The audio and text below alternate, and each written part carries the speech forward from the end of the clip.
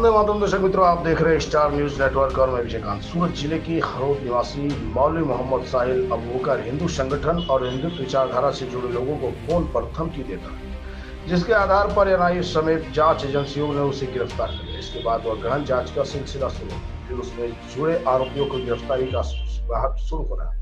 मौलवी के संपर्क में रहने वाले नेपाली नंबर का इस्तेमाल किए जाने वाले लोगों का मुजफ्फरपुर से ट्रांजिट रिमांड पर सूरत लाया जा रहा है। नेपाल और पाकिस्तान के नंबरों का इस्तेमाल किया जाता है। क्राइम ब्रांच के डीसीपी बीपी रोजिया ने बताया कि उपदेश राणा, नुपुर शर्मा हैदराबाद के राजा सिंह को हज में रहने वाले और धार्मिक शिक्षा देने वाले मौलवी मोहम्मद साहिल अबू बकर की ओर से धमकियां दी जाती रही है।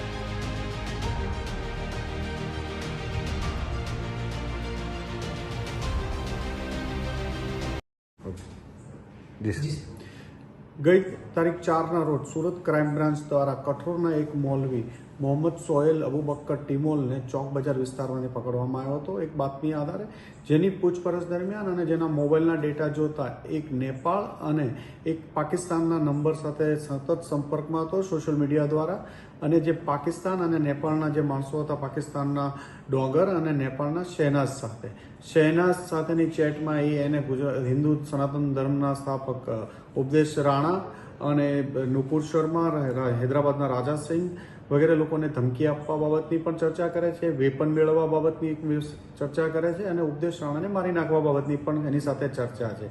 આ નેપાળનો જે નંબર હતો શહેનાઝ નામના એક માણસ વાપરતો હતો, જેની પોલીસની તપાસ દરમિયાન આ નંબર મુઝફ્ફરપુરમાં એક